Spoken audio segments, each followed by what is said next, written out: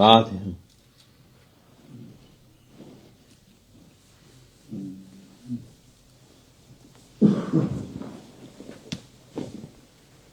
السلام عليكم. والصلاة والسلام على رسول الله محمد سيد الأولين مدد يا رسول مدد يا سادة أصحاب الرسول مدد يا مشايخ نسأل الله إن شاء الله فعز عسى شيخ محمد قال طريقتنا الصحبة والخير في الجمعية.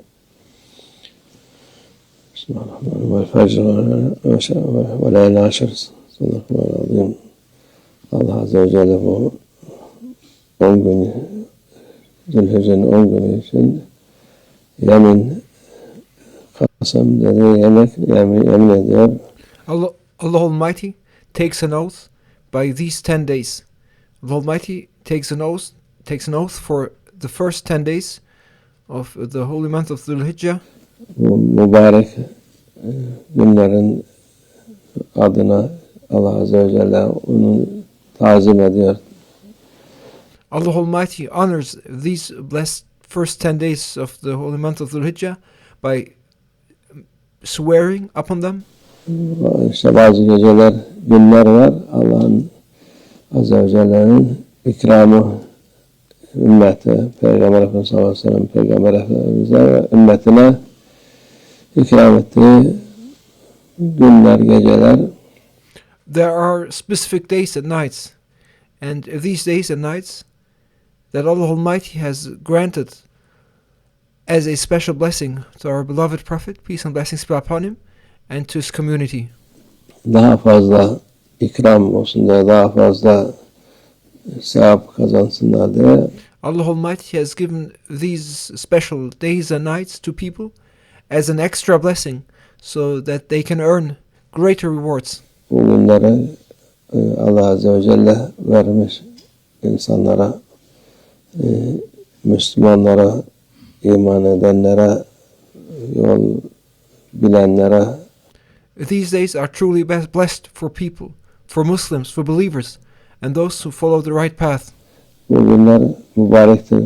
İşte bugün Allah'a şükür Dhul-Hijjah'ın 1. günü 10. gününe kadar mübarek günlerdir. Today, thanks be to Allah Almighty, is the first day of Dhul-Hijjah, and these blessed days continue up until the 10th day. Bazen isteyen oruç tutabiliyor. And those who wish to do so may choose to fast during this time. Güzel, sevabı çoktur. It is a beautiful practice that carries a great reward. Tutabilen 9'una kadar tutup Those who are able can fast up until the 9th day. Olur. Yahut 8-9 tutulur. O da yani muhakkak yapılması lazım. Alternatively, one could fast on the 8th and the 9th days. It is highly recommended to do so. Farz değil, vacip değildir de sünnet Allah'ın sana ikramıdır, Allah Azze ve Celle ikramıdır. While it is neither mandatory nor required, it is a sunnah, and it is a special grace to you by Allah Almighty. Onu değerlendirmek lazım, kıymet bilmek lazım. We should make the most of it and appreciate its true value. Bazı insanlar karıştırıyorlar. Farzla sünneti karıştırıyorlar. Some people tend to confuse things and they mix up what is fard and what is sunnah.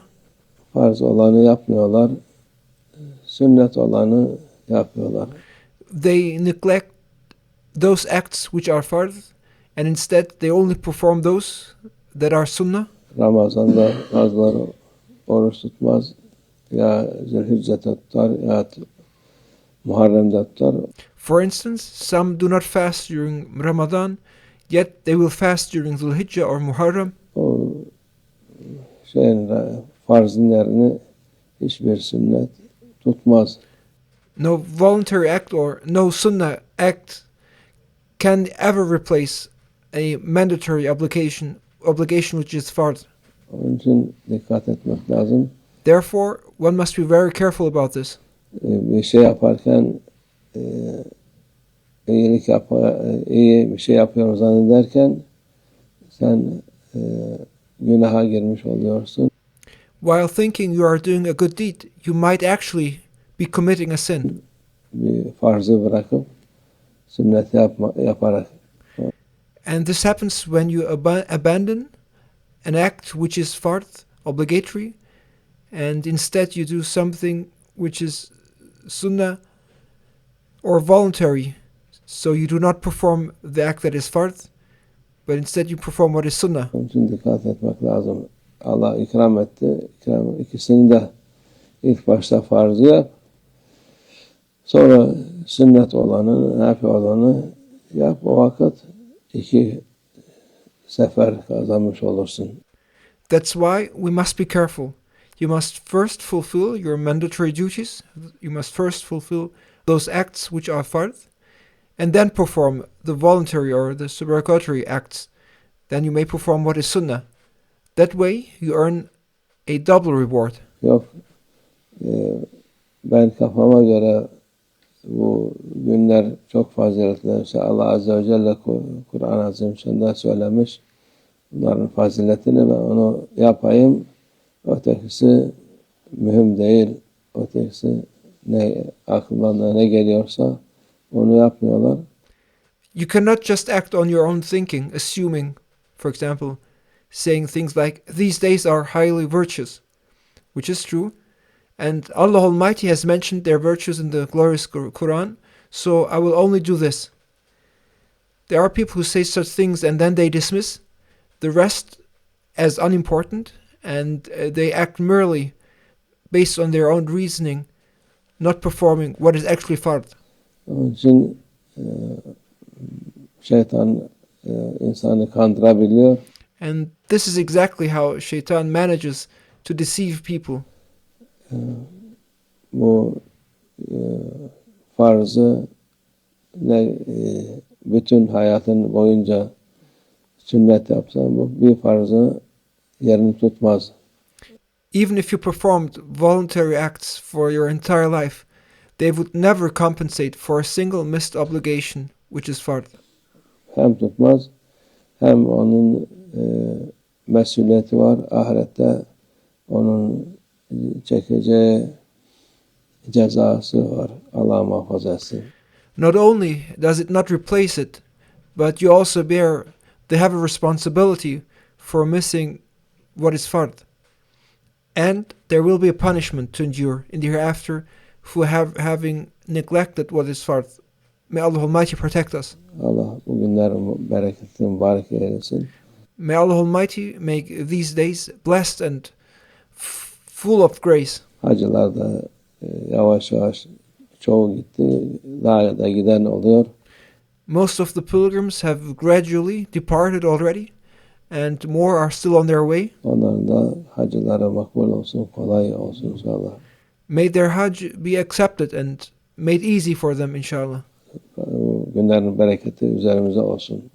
May the blessings of these days be upon all of us. İslam alemine olsun. May these blessings be upon the entire Islamic world. Bu sapıklıklardan muhafaza olsun inşallah. And may we be protected from these types or any kinds of deviations, inshallah. Allah tevfik. El Fatiha.